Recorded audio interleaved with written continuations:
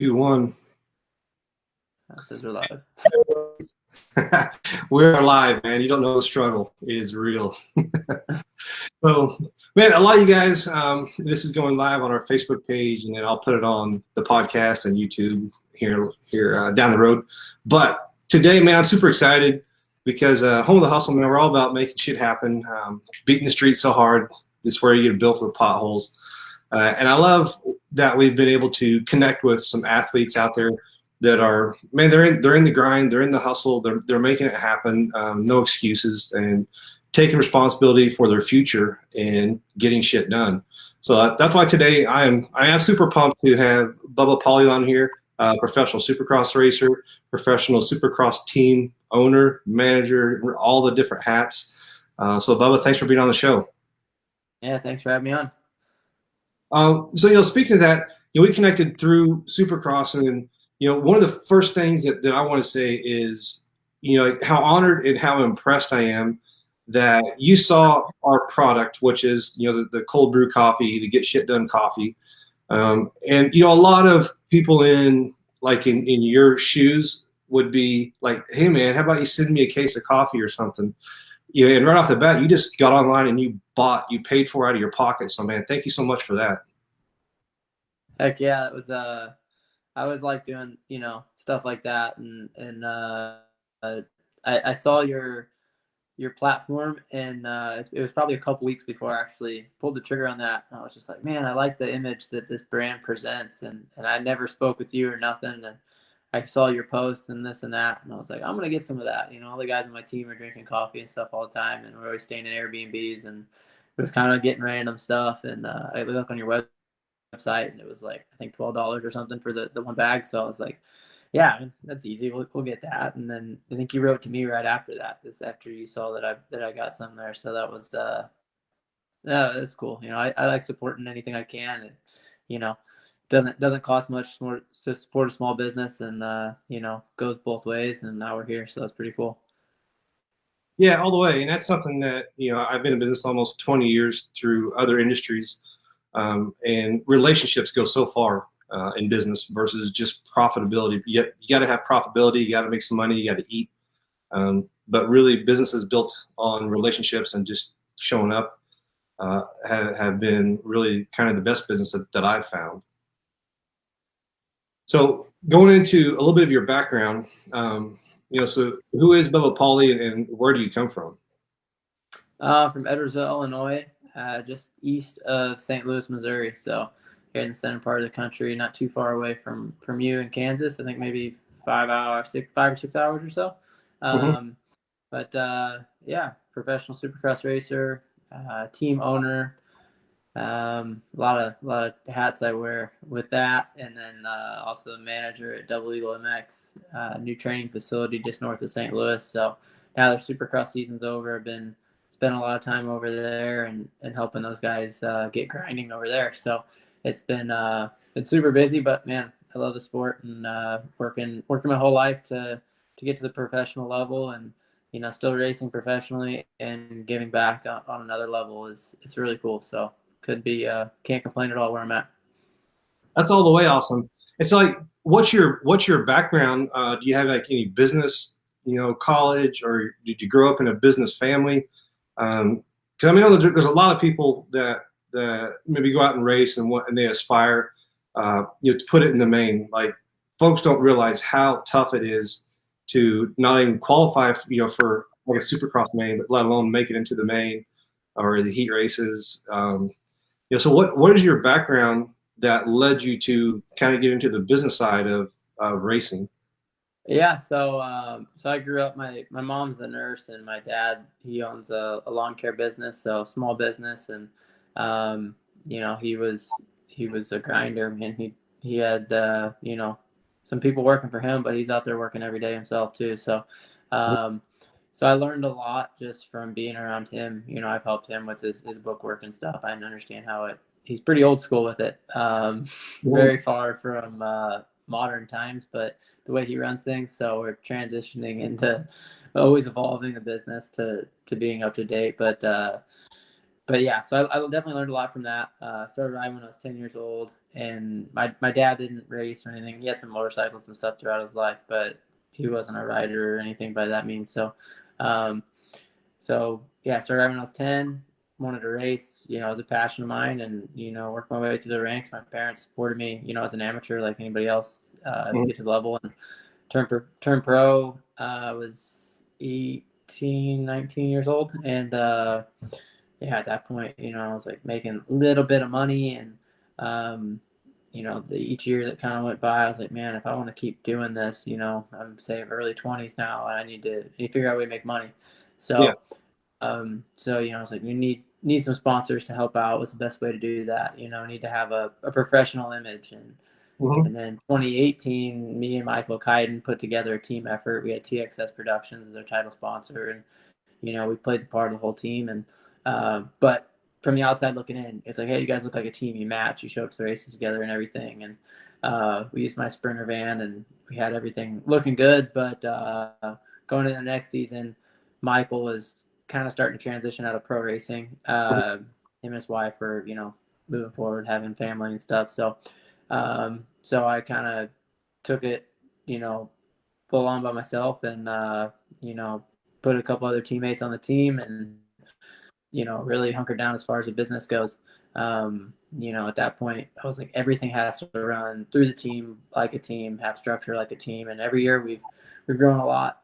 Financial support's come a long way. Our product support's come a long way. Our riders, mechanics, everything. Every year we grow a lot.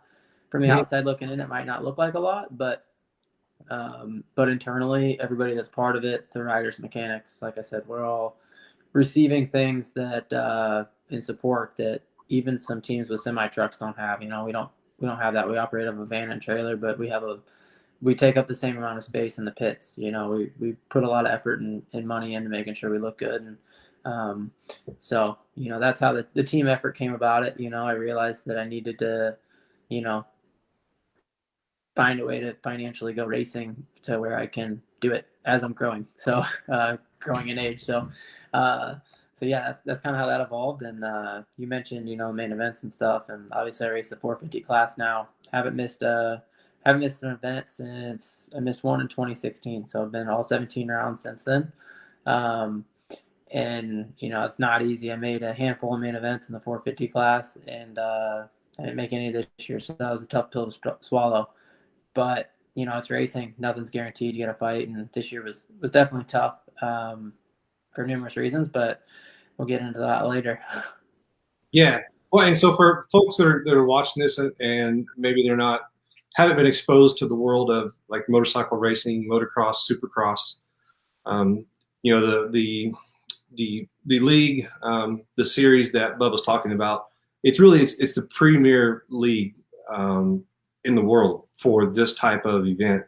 And so to even make, the big show, what they call the big show is the night event where you have the opportunity to be on TV and camera and the heat races. You guys got a lot of exposure on Supercross this year.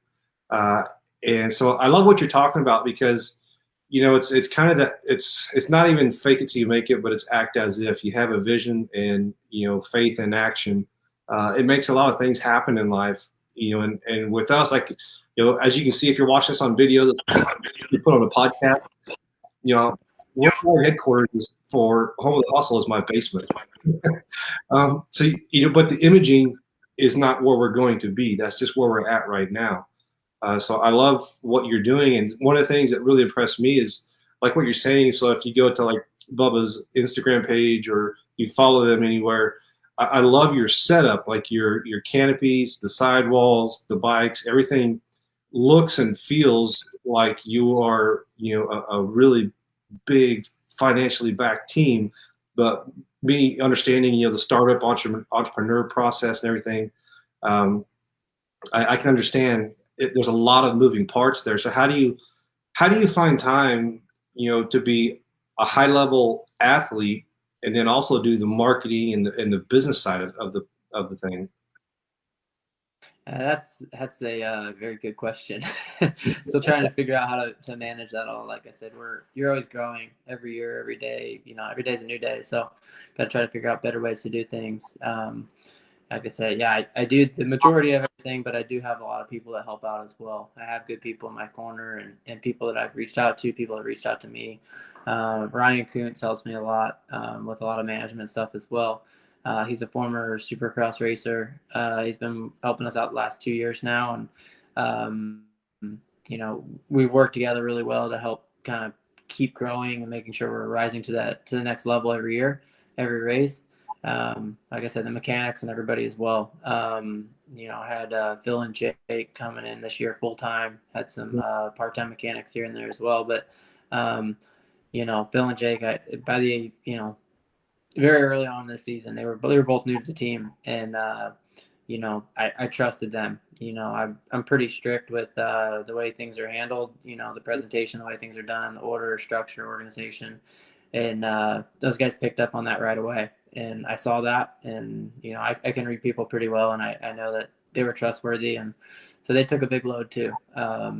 So it definitely takes a team, and of course the other riders on the team are responsible for a lot as well. But when you're the owner and the athlete, we got to take a lot more than those guys. So, Yeah. but even everybody at home. My girlfriend's in nursing school right now, and she was with us at all 17 rounds, 2020, and her title was assistant manager. So she did way more than that. She was there every race, making sure that everybody was doing what they're supposed to do, taking the load off my shoulders. But like I said, she's on a grind of her own right now with the nursing school. So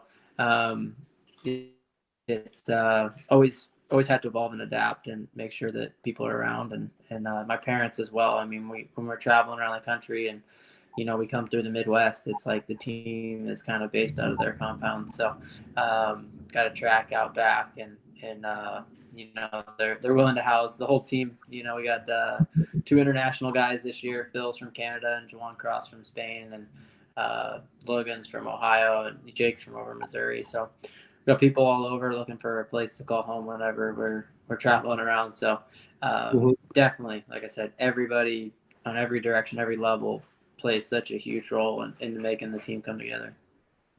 And you can tell Phil that, man, I'm contacting my senator to see how we can get shit done coffee across the border. Might have to smuggle it in. Yeah, have to smuggle it in. Now, have you ever read the book? There's a book that kind of helped me understand a lot of this. It's called The E-Myth by Michael Gerber, and it's kind of the entrepreneur myth. Yeah, I've never read that one. I did read a lot of. I do continue to read a lot of books. Napoleon Hill happens to be my go-to author. More kind of old school stuff. But my coach got me reading and some of that stuff, and that definitely played a big role into how I've kind of evolved and adapted, and just the mindset game of how to be your best every day, even when the bad days are there. So that's played a big role in my part. But I've never read the exact one you're talking about. Yeah, I mean, Outwitting the Devil. That's like my favorite book, and Think and Grow Rich, obviously, both the Hill books. Those are a big part of my story as well. And I'm doing a lot of reading here and there. And so, what do you want to do with your program and your racing? Do you want to see someday, like maybe just like you step out and then you just have a manager and you have a team of riders? What do you want to do with it? That's a very good question. Originally, my main intentions were to make sure I could go racing and give myself the best advantage and the most resources that I could. And as we started getting going, I had a lot of people in the industry saying, hey, you're doing this, really well. Where do you see your future? You think you could do this, when you're done racing and do it full time and have that be a career? And I had no idea at the time. And I was just kind of like, first couple of times I heard that, I'm like, yeah, really? You think that? And yeah, look at this guy, that guy, these other people in the industry and where they come from, and some similar backgrounds and stuff, but not quite the hustle and the discipline that we have, So the fact that we're doing things the scale we are on a lot less of a budget and a lot less resources, I think is standing out to people. So So definitely, I still got some years left racing in me. You know, we'll kind of see which direction that goes when my racing career winds down. But it's definitely an opportunity. My original intention to be with as the team ended Mhm. was to kind of pass it along to somebody younger that was, you know, kind of up and coming, maybe really similar background to myself, somebody that I kind of saw myself in their position, and kind of groom them into just basically giving it to them, giving them that platform, giving them those resources, letting them take that over. But still a possibility. I'm not sure at the moment who that might be, but you know, we'll see what happens over the next couple of years racing. Yeah, and I love that too because like what you're saying, because I've had this experience a lot in my life. Like, you know, for me, I'm you know, even though like we have get shit done and stuff, I'm a man of faith, and so like the way I feel about things and I look at things is that, you know, for me, it's like God speaks to us in the way that we need to be spoke to, and He'll keep applying the pressure and keep giving the messages until we finally realize, like, oh, wait a minute, this is the thing that I've always said I wanted and I'm supposed to do, and follow the path. And so it's kind of like Napoleon Hill tapping into your intuition and listening to, you know, what's being what is meant out of the conversation or out of the experience, and then taking that gold nugget and moving forward. So how did you find your riders? Because you have quite the crew, between Joan Cross and Carno, and then, you know, did those guys come to you, or did you just like were you friends with them ahead of time and then say, hey, I want. Um, yeah, I mean, I've known both of them. It's Scotty Winterstrom on the team too in 2019 and 2020. Um, and he was originally was a fill-in for Michael Kaiden the year prior when he got injured. I always make sure that, you know, we have, you know, what we promise sponsors, and that's, you know, riders and a team at the track every race, no matter what. And Michael was injured a couple rounds, so brought Scotty in for a fill-in and put him on the team. And, you know, later that year he asked if we had anything going for the next year, and so he had a sponsor that came on board with him, and, you know, that helped kind of seal the deal and stuff. And so that was kind of how we went that direction. And then with Juwan Cross from Spain, I met him in 2017. I think he came over here and did a couple races on his own on the West Coast Supercross. Um, and he doesn't speak a lot of English. He's good now, but then it was very little English. And so it was just brief kind of meeting conversation stuff, and talked a little bit on social media. I was trying to go over to Europe and do some races over there, and, you know, seeing if he could help me out. And we kind of just talked back and forth. And he's like, "Yeah, you know, if you can help me out in the U.S. a bit, I can help you out over here in Europe." And his family owns a team as well, so I went over there in 2019 and raced. I was in Europe about 9 weeks, and then did some other off season races as well. So that was a big peak, you know, part of my, you know, goals throughout my career. You know, I want to travel the world and race, and you know, try to make some money doing that. So that was definitely, you know, kind of I'll help you, you help me type of thing. And Juwan was a great teammate. We worked really well together.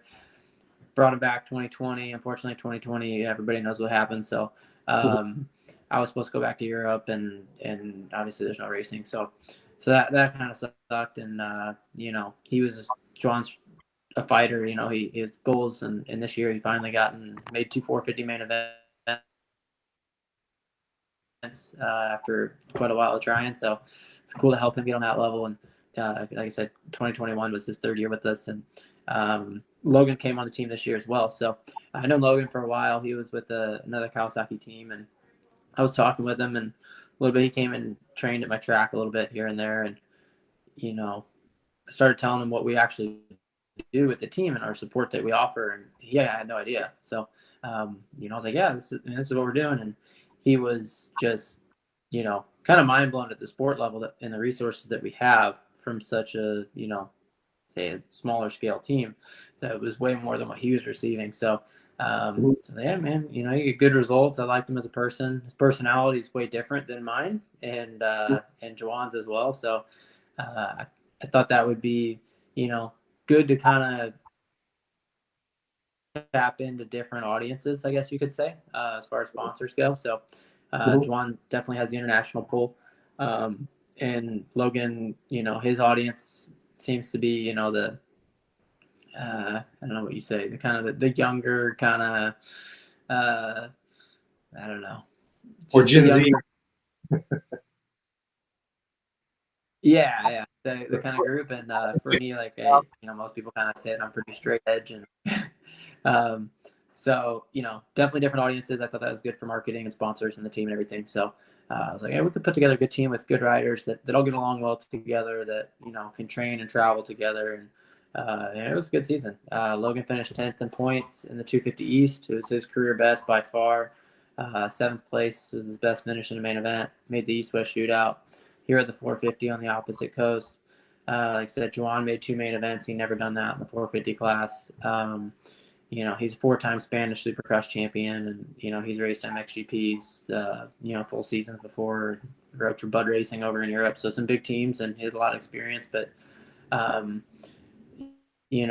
get 2 guys to have their career best results on a program that we're doing, it's a grind, it's a hustle. So it's at the end of the day, I was thinking about it this morning, man. It's like, it's pretty cool to see the platform that I've established, kind of without the real main intentions of doing that to help other riders at that level. Originally, I was just to help myself, and now we're doing that and giving guys their career best results is it's awesome, and some of the best support they've ever received in their careers. So there's a lot to be proud of looking back on it, and we got a lot more room to grow though. So we're got to keep our heads down and keep fighting hard. Man, that's awesome. I love what you're saying. It reminds me, like, a lot of times, Napoleon Hill and all these different people, they say kind of like ask largely, but then, like, what I've had to learn sometimes is not even to set the expectation, because there's so much more, abundance and to offer than what I can even think and see at this point. So I love what you're saying, because that's why I keep kind of hearing, it's like, you saw to a certain point, but then, the world was like, hey, we got a whole lot more to offer you, bud, because we see a lot more in you. And so you get all these offers, and your team and your program starts expanding more and more. And so another point I want to hit, and then we'll wrap up here in a minute. But there's another book called Acres of Diamonds, and basically what the premise of that book is that, like, we go off and chase diamonds when we don't actually focus on our own farm ground and extract all the value out of what we're already doing. So, I know you're doing some training, training riders this summer and so on. So that's taking something that you're already doing and extracting more value out of it and providing value to the world. So tell us about your summer plans and how, your main income, I'm guessing, is the Supercross. Like me, my main income is what we call storm season. That's still my main business. Coffee is, you would call it, a side hustle. So what are you going to do in this gap between the end of Supercross until next year or later this year when Supercross starts again? Yeah, definitely. The last handful of years, my major portion of my income comes from Supercross racing, racing in general, and so this last year was different. I had the opportunity to help a new training facility, Double Eagle MX, here in St. Louis. Had the opportunity to help them get off the ground, get going, and with the lack of racing that we did. So, yeah, this year that was growing. I wanted to go back out there and help those guys, and I would love to go race the outdoor nationals this summer, but it's financially it's difficult. I can continue to perfect a specific craft, being Supercross, and earn money that way. With the outdoors, it's you're spending more than you're making, unfortunately. So when it comes to a point, you gotta be real with that. So in the Supercross with the team, it takes so many resources and so much time and money to do that. So we try to focus on one specific area. My plans are still to go back to Europe and race again this summer. The scheduling is difficult right now. It looks like it's going to be late summer, early fall before their championships actually get established for their Supercross series, and which gives me more time to be here with the training facility and help and work with other riders, and still race when I can. Local events, fair races, money races, and stuff like that around the region. Still going to be trying to do those as well. So it's a busy schedule.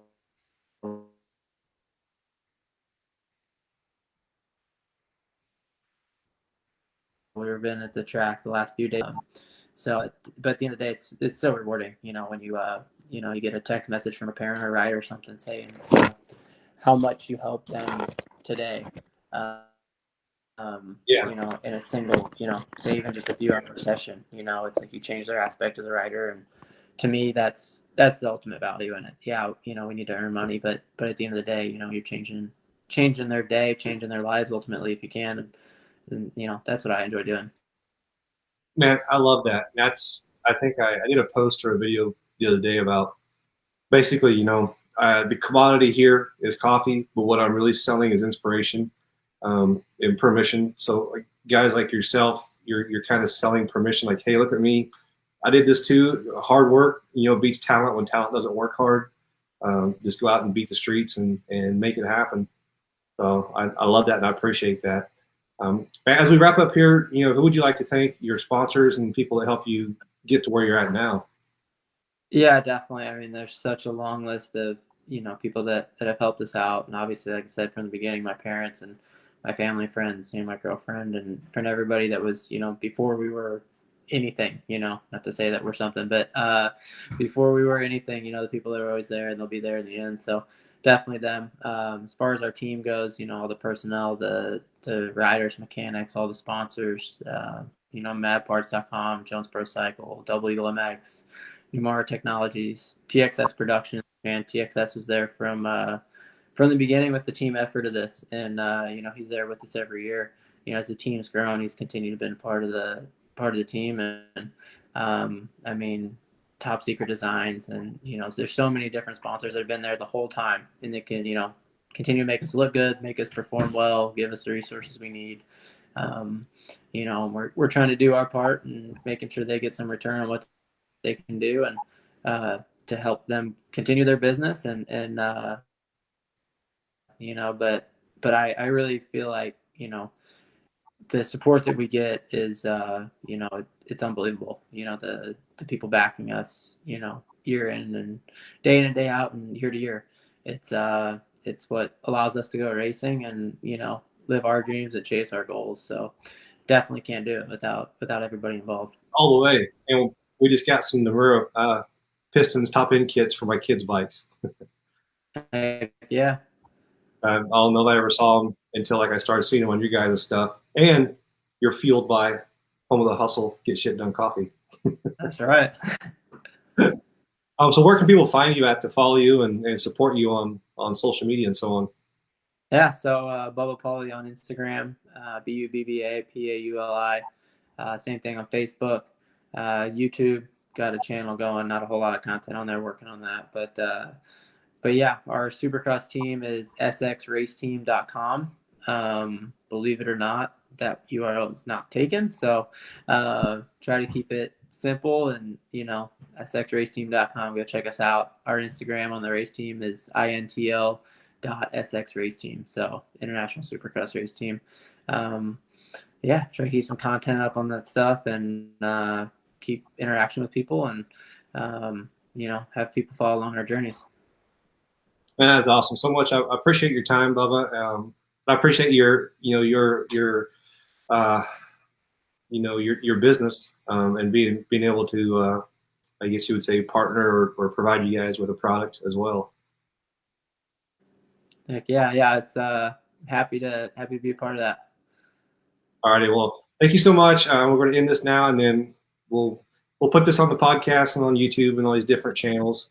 So, man, I appreciate it. Thanks, everybody. If you like this, then tag a friend, share it. You know how to do the thing. Just do it. Make America grind again. We'll see y'all later. Thanks.